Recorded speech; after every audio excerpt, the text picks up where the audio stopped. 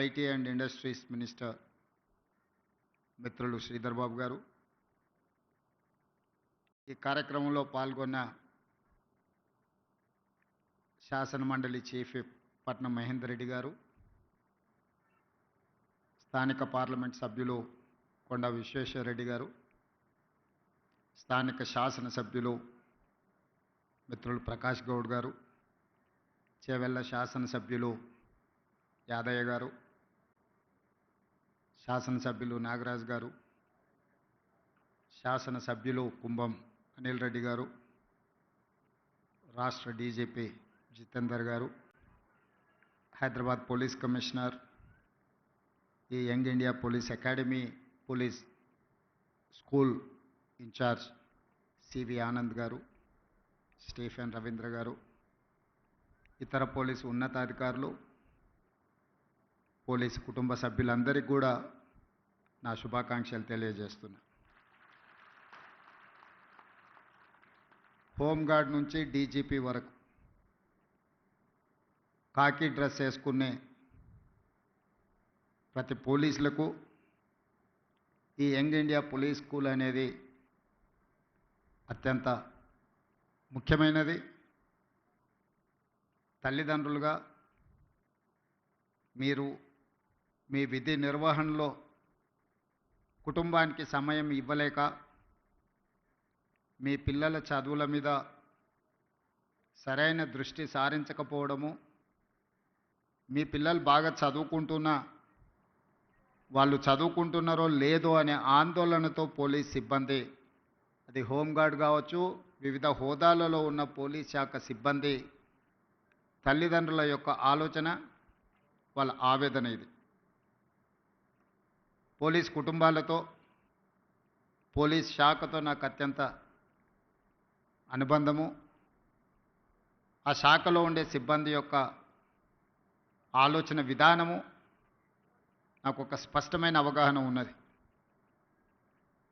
ఎన్నికల సందర్భంలోనే ఎలక్షన్ మేనిఫెస్టోలో నేను ఈ విషయాన్ని పొందుపరచడం జరిగింది. అప్పుడు పోలీస్ శాఖ సిబ్బంది కానీ రాజకీయ నాయకులు కానీ దీని మీద ఎవరు ప్రత్యేకంగా దృష్టి పెట్టలేదు.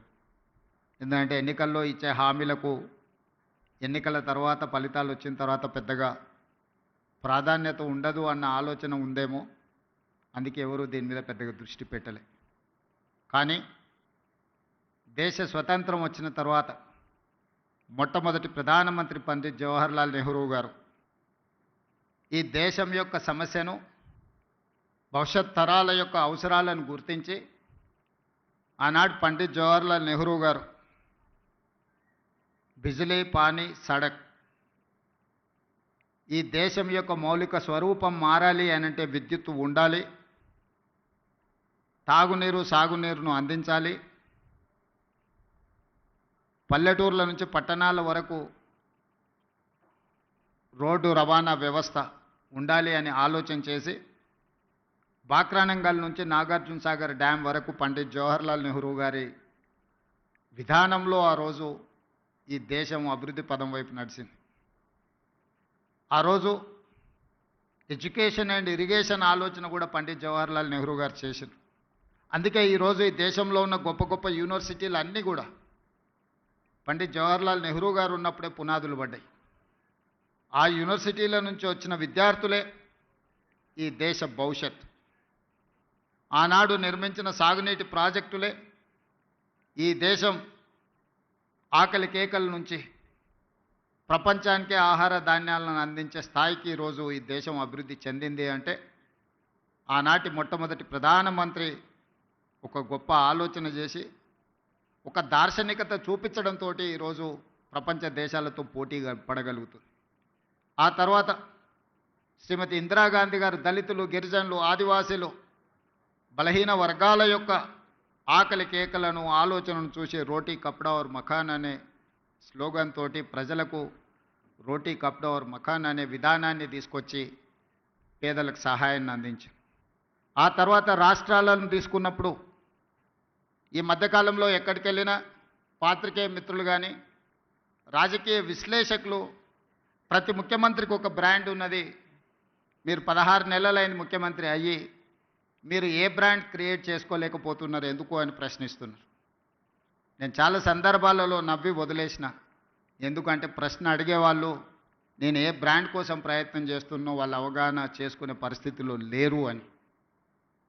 మొట్టమొదటిసారి ₹2 కిలో బియ్యం ఇచ్చిన ఎన్టీ రామారావు గారు పేదవాడు తెల్లన్నం తిన్నప్పుడల్లా వారిని గుర్తు చేసుకుంటాడు.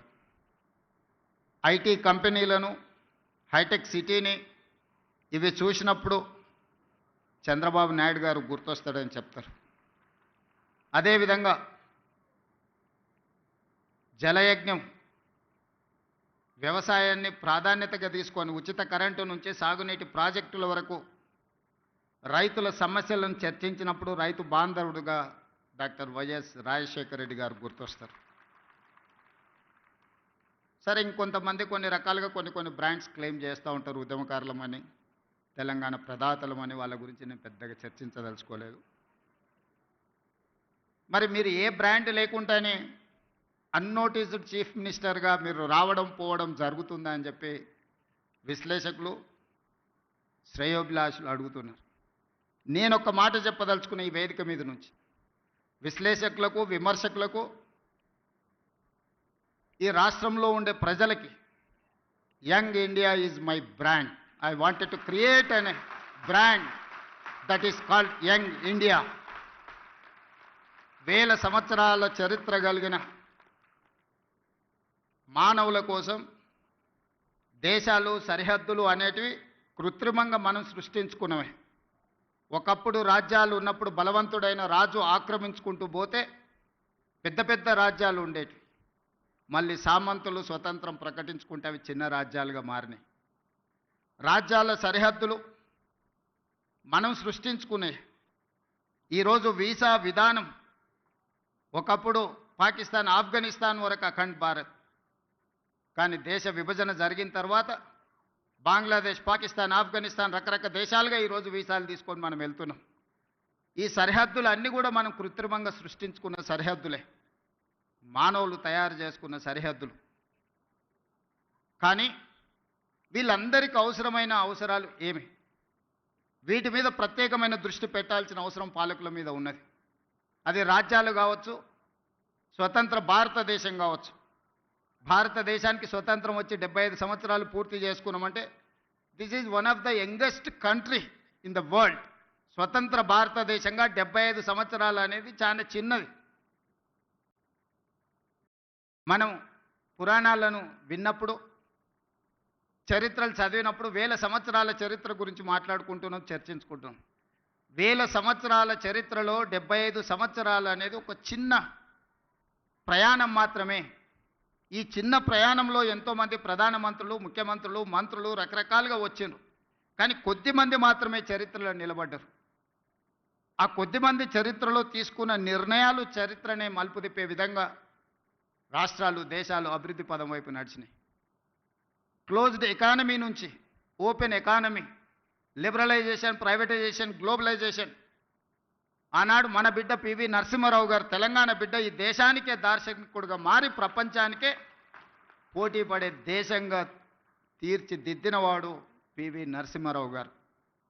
ఈరోజు దేశంలో ఎవరికి ఇష్టం ఉన్నా లేకపోయినా, వారికి నచ్చినా నచ్చకపోయినా పివి నరసింహారావు గారి పేరు తీసుకోకుండా లిబరలైజేషన్, ప్రైవేటైజేషన్, గ్లోబలైజేషన్, ప్రపంచ దేశాలతో భారతదేశం పోటీ పడుతున్న విషయాన్ని ప్రస్తావించలేరు. అది వారి యొక్క విజ్ఞత. ఈ పరిణామ క్రమంలో ఈరోజు ఇక్కడ ఉన్న ఐఏఎస్, ఐపీఎస్ అధికారులతో పాటు ఇక్కడికి వచ్చిన అందరినీ నా సూటి ప్రశ్న, మన భవిష్యత్ తరాలకు ఏం అవసరం ఉందో ఆ ప్రణాళికలు సిద్ధం చేయడమే పాలకులుగా మా మీద ఉన్న బాధ్యత. ప్రజలు మాకు ఇచ్చిన అధికారం మీ మీద పెత్తనం చెలాయించడానికి కాదు. ప్రజలు ఇచ్చిన అధికారం ప్రజలకు ఉపయోగపడాలి. ప్రజల శ్రేయస్సు కోసం మేము విధి విధానాలను సృష్టించాలి. ఆ విధి విధానాలు భవిష్యత్ తరాలకు ఉపయోగపడాలన్న ఆలోచనే మా ప్రభుత్వం యొక్క ఆలోచన, ప్రజాపాలన యొక్క విధానం అని చెప్పి నేను ఈ సందర్భంగా చెప్పదలుచుకున్నాను. అందుకే ఈరోజు ఒక్కొక్కరికి ఒక బ్రాండ్ ఉంది అనేది అయితే అంటున్నారు. ఈరోజు నా బ్రాండ్ యంగ్ ఇండియా. అందుకే ఈరోజు యంగ్ ఇండియా స్కిల్స్ యూనివర్సిటీని మనం మొదలు పెట్టుకున్నాం. యంగ్ ఇండియా స్పోర్ట్స్ యూనివర్సిటీని మనం మొదలు పెట్టుకుంటున్నాం. యంగ్ ఇండియా స్పోర్ట్స్ అకాడమీని మనం మొదలు పెట్టుకుంటున్నాం. నేను సౌత్ కొరియా విజిట్ చేసిన ఈ మధ్యకాలంలో మా మిత్రుడు శ్రీధర్ బాబు గారితో. హార్డ్లీ ఆ దేశం యొక్క జనాభా 10 to 12 మిలియన్స్. అంటే మన హైదరాబాద్లో ఎంత జనాభా ఉన్నారో ఆ దేశం మొత్తం జనాభా 1,20,00,000 మంది. కానీ ఒలింపిక్స్లో 32 మెడల్స్ వచ్చినాయి వాళ్ళకు. భారతదేశానికి గోల్డ్ మెడల్ గుండు 0. 140 కోట్ల జనాభా ఉన్న భారతదేశం ఒలింపిక్స్లో ఒక గోల్డ్ మెడల్ కూడా తేలేదు అని అంటే ఈ దేశం నిజంగా నిశితంగా ఆలోచన చేయాల్సిన అవసరం ఉన్నదా లేదా ఈరోజు పాలకులు ఆలోచన చేయాలి. ఒక చిన్న దేశం. నేను అక్కడ సౌత్ కొరియన్ స్పోర్ట్స్ యూనివర్సిటీ ఒక 30 acres క్యాంపస్, జస్ట్ ఆ స్పోర్ట్స్ అకాడమీని నేను చూడడానికి వెళ్తే అక్కడ ఒక అమ్మాయి కలిసింది నాకు. ఆ అమ్మాయి ఆర్చరీలో 3 గోల్డ్ మెడల్స్ సాధించింది.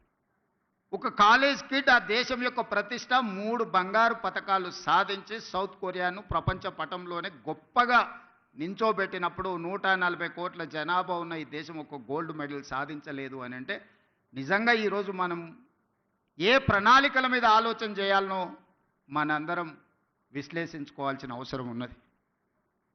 ఇవాళ ఫీ రియంబర్స్మెంట్, ఇతర పథకాలు లేకపోతే మన ఆర్థిక స్తోమత పెరగడం వల్ల తల్లిదండ్రులకు పిల్లల యొక్క విద్య మీద ప్రత్యేకమైన దృష్టి సారించడం వల్ల మన స్పెండింగ్ కెపాసిటీస్ పెరిగినాయి. లేదా మన ఆదాయాన్ని మొత్తం పిల్లల చదువుల కోసమే పెడుతున్నాం.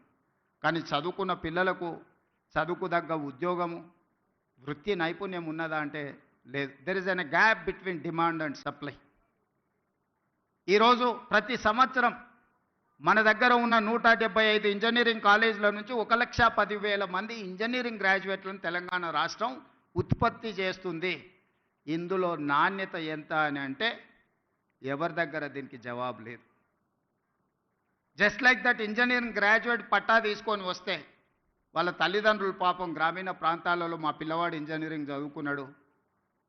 ముఖ్యంగా నా నియోజకవర్గం నుంచి పేదవాళ్ళు వస్తుంటారు, సార్ నువ్వు ముఖ్యమంత్రి గారివి ఎలాంటి పెద్ద కంపెనీలకు చెప్తే మా పిల్లోడికి ఉద్యోగం వస్తుంది. ఆ కంపెనీ వాళ్ళతో మాట్లాడితే వాళ్ళు అతన్ని ఇంటర్వ్యూ చేస్తే ఆయన అప్లికేషన్ ఫామ్ కూడా నింపుకోలేకపోతున్నాడు, సార్ ఏ రకంగా ఉద్యోగం ఇవ్వాలి, మేము ఈ బరువును మోయలేము, మేము ఒక మనిషిని తీసుకుంటే డబ్బులు కాదు, ఆఫీస్లో ఒక కుర్చీ, ఫ్యాను, ఏసీ, అతనికి కావాల్సిన అన్నీ ఇస్తే ఇట్లా ఒక 10 మంది మా సంస్థలో చేరినంటే మా సంస్థ ఉద్యోగాలు ఇచ్చుడు కాదు, మేము ఉద్యోగాలు ఎత్తుకుంటూ పోవాల్సి వస్తుంది సార్ అని చెప్తున్నారు వాళ్ళు. అందుకే ఈరోజు ఆలోచన చేసి 1,10,000 మంది ఇంజనీరింగ్ గ్రాడ్యుయేట్లను ప్రతి సంవత్సరం తయారు చేస్తున్న తెలంగాణ రాష్ట్రం వాళ్ళకి సాంకేతిక నైపుణ్యం నేర్పించాలి.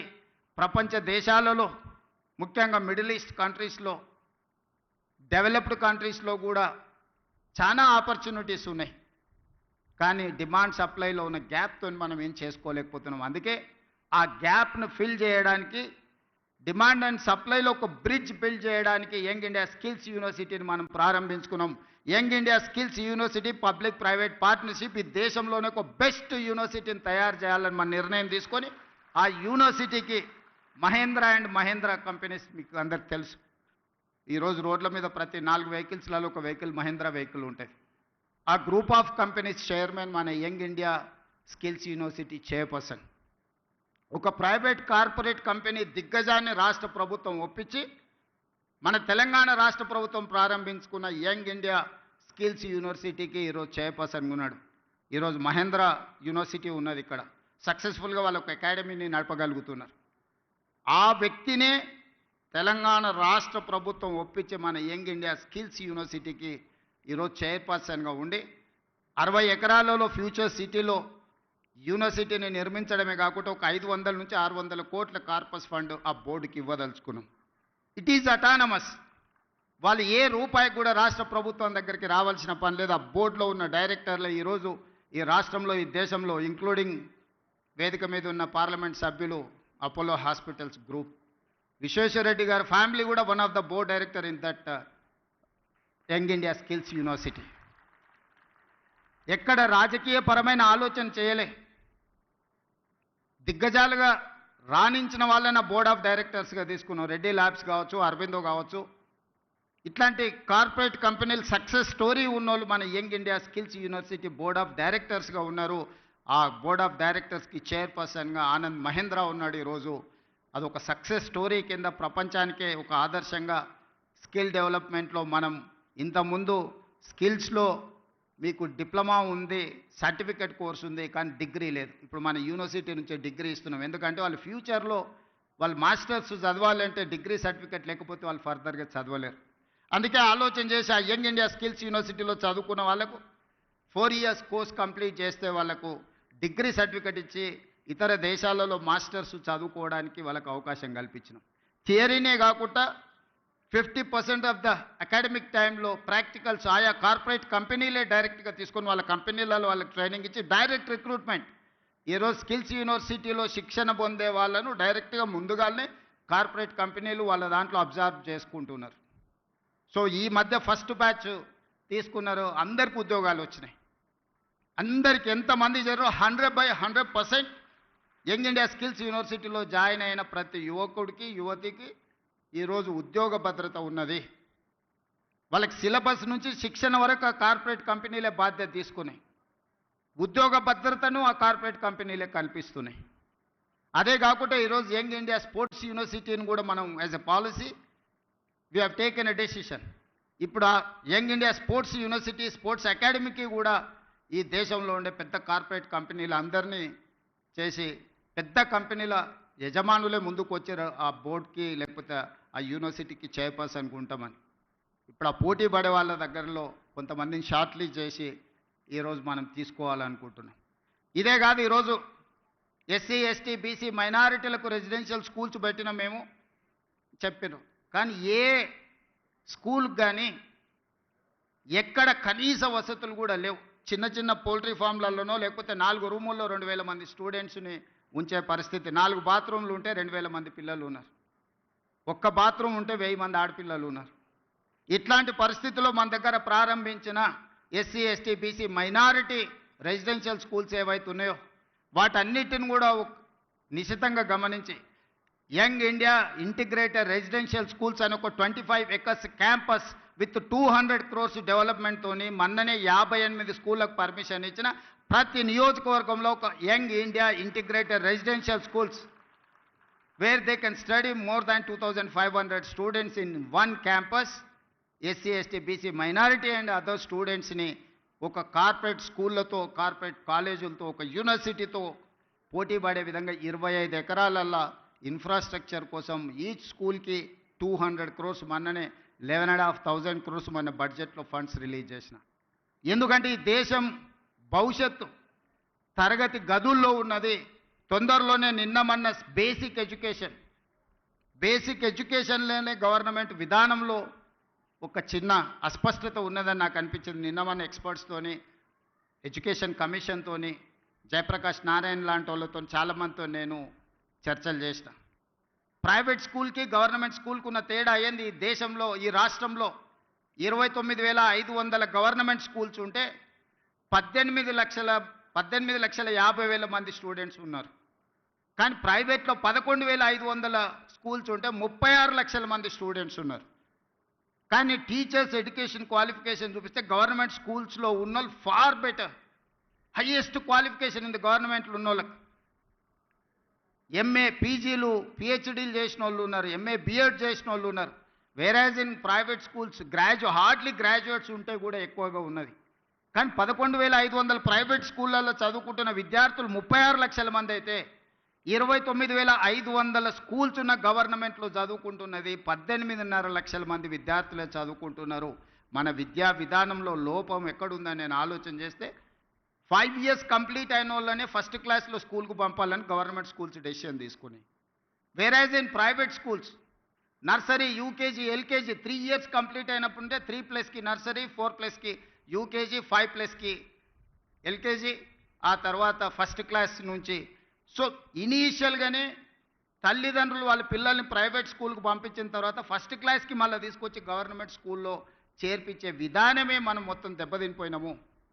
అందుకే ఈరోజు ఆలోచన చేసినాం, బేసిక్స్లోనే ప్రభుత్వము విద్యార్థులను చేర్చుకోకపోవడం వల్ల 3 సంవత్సరాలు ప్రైవేట్ స్కూల్లో నర్సరీ యూకేజీ ఎల్కేజీకి పోయిన తర్వాత ఫస్ట్ క్లాస్కి మళ్ళీ గవర్నమెంట్ స్కూల్స్కి వచ్చే అవకాశం చాలా తక్కువ ఉంది కాబట్టి దీనికి పరిష్కారం నర్సరీ, యూకేజీ, ఎల్కేజీ గవర్నమెంట్ ఆధ్వర్యంలోనే పెట్టుకొని ప్రైవేట్ పిల్లలకి ఎట్లయితే ట్రాన్స్పోర్ట్ ఫెసిలిటీ ఎట్లయితే ఇస్తున్నారో ఫ్రీ ఆఫ్ కాస్ట్ మనం ట్రాన్స్పోర్ట్ ఫెసిలిటీతో పాటు బ్రేక్ఫాస్ట్, లంచ్, ఈవినింగ్ స్నాక్స్ కూడా ఈ పిల్లలకి ఇచ్చి ఒక ప్లే స్కూల్ని రన్ చేయాలా. ప్రతి దగ్గర పేదోళ్ళు ఎవరైతే ఉన్నారో మారుమూల పల్లెల్లో, తండాలలో ఉండే పిల్లలకు ఒక మంచి ఎడ్యుకేషన్ ఇవ్వాలి అని ఈ మధ్యలోనే నిర్ణయం తీసుకున్నాం. తొందరలోనే ఇప్పుడు ఫస్ట్ క్లాస్ నుంచి ఉండే విద్యా విధానాన్ని నర్సరీ, ఎల్కేజీ, యూకేజీ వీటన్నిటిని కూడా ఒక కంపోజిషన్ కింద తీసుకొని ఈ ప్రీ స్కూల్ని కూడా ఈరోజు మనం గవర్నమెంట్లో ప్రారంభించుకోవాలనుకుంటున్నాం. ఈరోజు ఈ పోలీస్ స్కూల్ కూడా చాలామంది మా army school, Sainik school, national defence academy నుంచి వచ్చినాం. రకరకాల బ్రాండింగ్ అంటే దేశ సేవలో ఉన్న, దేశ రక్షణలో ఉన్న సిబ్బంది డిఫెన్స్ కానీ, నేవీ కానీ, ఆర్మీ కానీ వాళ్ళ స్కూల్స్ చాలా గొప్పగా చెప్పుకుంటున్నారు. ఆ స్కూల్లో చదవడమే ఒక గొప్ప అవకాశంగా తల్లిదండ్రులు భావిస్తున్నారు. ఆ స్కూల్లో ఉండే పిల్లలు చాలా గొప్పగా, వాళ్ళు చాలా గర్వంగా చెప్పుకుంటున్నారు. నేషనల్ డిఫెన్స్ అకాడమీ నుంచి వచ్చిన, ఆర్మీ స్కూల్ నుంచి వచ్చిన, సైనిక్ స్కూల్ నుంచి వచ్చిన అని. కరెక్ట్, వాళ్ళు బాగున్నారు కాబట్టి చెప్పుకుంటున్నారు. మరి పోలీస్కి ఏమైందని నేను అడుగుతున్నా. మనం కాంపీట్ చేయలేము వాళ్ళతోటి? మనకు శక్తి లేదా? మనకు విజన్ లేదా? పోలీస్ స్కూల్ ఎందుకు కాంపీట్ చేయొద్దు? ఎన్డీఏ స్కూల్తో మనం పోటీ పడలేమా? ఆర్మీ స్కూల్తో మనం పోటీ పడలేమా? వాళ్ళకి ఇస్తున్న ఇన్ఫ్రాస్ట్రక్చర్ గవర్నమెంట్కి ఇవ్వడానికి గవర్నమెంట్కు ఉన్న 3 లక్షల కోట్ల బడ్జెట్లో ఇది ఒక పెద్ద లెక్కన. అందుకే ఈరోజు నేను స్పష్టంగా ఆలోచన చేసి ఇక్కడ వేదిక మీద ఉన్న ఉన్నతాధికారులతో పాటు ఇక్కడ ఉన్న పోలీస్ సిబ్బంది, హోంగార్డ్ నుంచి డీజీపీ వరకు ఉన్న పోలీస్ సిబ్బందిని నేను అడుగుతున్నా, మీ బ్రాండ్ మీరు క్రియేట్ చేసుకోండి. ఎక్కడైనా మీ పిల్లలు కలిస్తే నేను పోలీస్ స్కూల్లో చదువుకుంటున్నాను చెప్పుకునే విధంగా ఈ స్కూల్ని తీర్చిదిద్దాలి. మీకు ఏం కావాలనో గవర్నమెంట్ మీతోనుంది, మీ ముఖ్యమంత్రి మీతోనున్నాడు. మీకు నిధులు కావచ్చు, అనుమతులు కావచ్చు, ఏం కావాలన్నా కేజీ టు పీజీ వరకు మీ పోలీస్ స్కూల్ని మీరు తీర్చిదిద్దుకోండి. నేను ఉన్నంతకాలం మీకు నిధులకు కానీ, అనుమతులకు కానీ ఎలాంటి ఇబ్బంది రాదు అని నేను మీకు మాటిస్తున్నా. ఎందుకు మీ పిల్లలు ఆత్మ న్యూనత భావంతో బాధపడాలి? మా తల్లిదండ్రులు పోలీసు ఉద్యోగాలు చేసుకుంటున్నారని చెప్పుకోవడానికి ఎందుకు వాళ్ళు వెనుకంజ వేయాలి? ఈ సమాజంలో అందరికంటే ఎక్కువగా సేవలు అందిస్తున్నది, అందరికంటే ఎక్కువగా రక్షణ కల్పిస్తున్నది, అందరికంటే ఎక్కువగా పేదలకు ఉపయోగపడుతున్నది పోలీస్ శాఖ. కానీ అది ఎందుకు మీరు మీ బ్రాండింగ్ మీరు ఎందుకు చెడగొట్టుకుంటున్నారని నేను అడుగుతున్నాను. అల్టిమేట్గా ఏ ఆఫీసర్ అయినా, ఏ చిన్న చిరుద్యోగి అయినా వాళ్ళ జీవితం అంతా కష్టపడేదంతా వాళ్ళ పిల్లల కోసమే కదా. ఆ పిల్లలు మంచిగా చదువుకొని ఈ దేశానికి నాయకత్వం వహించే నాయకులుగానో, ఈ దేశ నిర్మాణంలో పనికొచ్చే అధికారులుగానో రాణిస్తే అంతకంటే తల్లిదండ్రులుగా మీకు ఏముంటుంది సంతోషం అని నేను అడుగుతున్నా. అందుకే ఈ పోలీస్ స్కూల్ మన అందరి బాధ్యత. దీన్ని తీర్చిదిద్దడం అనేది మన సోషల్ రెస్పాన్సిబిలిటీ. నేను విశాల్ గోయల్కి నేను సూచన చేస్తున్నా. ఎందుకంటే సిలికాన్ వ్యాలీతో పోటీ పడే విధంగా షామీర్పేటలో ఫార్మా సైడ్ వీళ్ళు ఒక ఇన్ఫ్రాస్ట్రక్చర్ అంతా క్రియేట్ చేసిండ్రు. ఈరోజు ఫార్మా అంటేనే ఈరోజు వ్యాక్సిన్లో కానీ, బల్క్ డ్రగ్లో కానీ హైదరాబాద్, తెలంగాణకు ఉన్న ఇంపార్టెన్స్ మీకు అందరికీ తెలుసు. అందుకే కార్పొరేట్ కంపెనీలతో మాట్లాడండి. ముఖ్యమంత్రిగా నేను అనుమతిస్తున్న డీజీపీ గారికి, సివి ఆనంద్ గారికి, ఇక్కడ ఉండే ఐటీ కంపెనీల నుంచి ఫార్మా కంపెనీల వరకు పిలిచి మాట్లాడండి. వాళ్ళ కార్పొరేట్ సోషల్ రెస్పాన్సిబిలిటీ ఫండ్స్ని పోలీస్ స్కూల్లో డిపాజిట్ చేసే విధంగా వాళ్ళని మీరు మాట్లాడండి. ఈరోజు ఇంత ప్రశాంతంగా ఇన్ని వేల కోట్ల టర్నోవర్ ఉన్న కంపెనీలు సైబరాబాద్ కమిషనరేట్ పరిధిలో నడుస్తున్నాయంటే పోలీసు రక్షణ లేకుండా, పోలీసు భరోసా లేకుండా ఈ సంస్థలన్నీ నడుస్తున్నాయా? మరి వాళ్ళ కార్పొరేట్ సోషల్ రెస్పాన్సిబిలిటీ అంటే పోలీసు పిల్లల చదువులకు అవసరమైన సహాయం అందించడం వాళ్ళ బాధ్యత కాదా? అందుకే ఈరోజు ప్రభుత్వ పరంగా ఎవరితో మాట్లాడాలో నాకు చెప్పండి, ఎవరితో అయినా నేను మాట్లాడతాను. మీ ఇన్ఫ్రాస్ట్రక్చర్ కాకుండా ఒక 100 కోట్లు మీ కార్పస్ ఫండ్ క్రియేట్ చేసుకొని ప్రతి రూపాయి కోసం గవర్నమెంట్ వైపు చూడొద్దు. బోర్డ్ ఆఫ్ డైరెక్టర్స్ కూర్చొని 100 crores మీ దగ్గర ఉంటే అందులోకి వెళ్ళి ఎవ్రీ ఇయర్ మీరు అకాడమిక్ ఇయర్ ప్లాన్ చేసుకోండి. ఆ బడ్జెట్ల నుంచి ఎట్లా ఖర్చు పెట్టుకోవాలో మీరే సొంతంగా నిర్ణయం తీసుకోండి. కార్పస్ ఫండ్ క్రియేట్ చేయడానికి అవసరమైన అనుమతులు ఏం కావాలో నాకు చెప్పండి. ఆ అనుమతులన్నిటిని ఇచ్చే బాధ్యత నాది. యంగ్ ఇండియా అనే title, I have not created this title. Mahatma Gandhi has created this title 1921 నుంచి 1930 వరకు, 1931 వరకు 10 years స్వతంత్ర పోరాటంలో ఒక పత్రికను నడిపిండు. ఆ పత్రిక పేరు young India. That was the voice of India. ఈ భారతదేశం యొక్క ఆత్మ యంగ్ ఇండియాలో ఉంది. యంగ్ ఇండియా సృష్టికర్త మహాత్మా గాంధీ. ఆ స్పిరిట్ నుంచే, ఆ స్ఫూర్తి నుంచే ఈరోజు యంగ్ ఇండియా బ్రాండ్ తెలంగాణ రాష్ట్రంలో క్రియేట్ చేసుకున్నాం. అందరు ముఖ్యమంత్రులకు ఏవైనా వ్యవసాయం ఉండొచ్చు, సాగునీరు ఉండొచ్చు, భోజనం పెట్టి ఉండొచ్చు. My brand is education and employment. ఈ దేశ భవిష్యత్తే తరగతి గదుల్లో ఉందని సంపూర్ణంగా నేను నమ్ముతున్నా. ఈ తరగతి గదులను బలంగా నిర్మించినప్పుడే ఈ దేశ భవిష్యత్తు ఉజ్వలంగా ఉంటుంది. Health, education and employment is my brand. Young India is my brand. దీనికి అన్ని రకాలుగా మా ప్రభుత్వం మీకు సహకారాన్ని అందిస్తుంది. తక్కువ సమయంలో ఇంత మంచి క్యాంపస్ని క్రియేట్ చేసినందుకు అందరినీ మనస్ఫూర్తిగా అభినందిస్తూ, పోలీస్ శాఖ సిబ్బందికి అందరికి సూచన చేస్తున్న మీ పిల్లల్ని ఇక్కడ చేర్పించండి. వీలైనంత మేరకు మీ పిల్లల్ని ఇక్కడ చదివించుకోవడం ద్వారా మీ పిల్లల భవిష్యత్తును తీర్చిదిద్దుకోండి. గోయింగ్ ఫార్వర్డ్ ఏ విధంగా వాళ్ళకి ఇంకా మెరుగైన వసతులు ఏర్పాటు చేయాలనో అన్నిటినీ ఆలోచన చేద్దాం. ఎడ్యుకేషన్ విషయంలో ఏమాత్రం కాంప్రమైజ్ కాకండి. మనం నిర్మాణం చేసుకుందాం. పోలీస్ శాఖలో ఈ మధ్యలోనే క్రికెట్లో వరల్డ్ కప్ ఆడిన సిరాజుద్దీన్ ఈ has passed maybe 12th class. అన్ని ఎగ్జామిషన్స్ ఇచ్చి క్రికెట్లో రాణించినందుకు డిఎస్పీ క్యాడర్ పోస్ట్ మీ డిపార్ట్మెంట్లో ఇచ్చిన. బాక్సింగ్ ఛాంపియన్ నిఖత్ జరీన్, ఒక అమ్మాయి బాక్సింగ్ ఛాంపియన్ అయినందుకు ఆ అమ్మాయికి కూడా డిఎస్పీ ఉద్యోగం ఇచ్చినాం పోలీస్ శాఖలో. సో ఈరోజు ఒక సిరాజుద్దీన్, ఒక నిఖత్ జరీన్ చదువులో కాదు క్రీడల్లో రాణించినా కూడా గ్రూప్ 1 క్యాడర్ డిఎస్పీ పోస్టులు వచ్చినాయంటే మీరు మీ పిల్లలకు ఆ స్ఫూర్తిని ఇవ్వండి. ఆ క్రీడాకారులు మీ పోలీస్ శాఖనే కాబట్టి అప్పుడప్పుడు వాళ్ళని ఇక్కడికి వచ్చి పిల్లలతో ఇంటరాక్ట్ అయ్యే విధంగా వాళ్ళను వీక్లీయో, మంత్లీయో, ఎవ్రీ 15 డేస్కో ఎప్పుడు వాళ్ళకి సమయం దొరికినా ask them to spend some time with this kids. దాంతో పిల్లలు ఇన్స్పైర్ అవుతారు.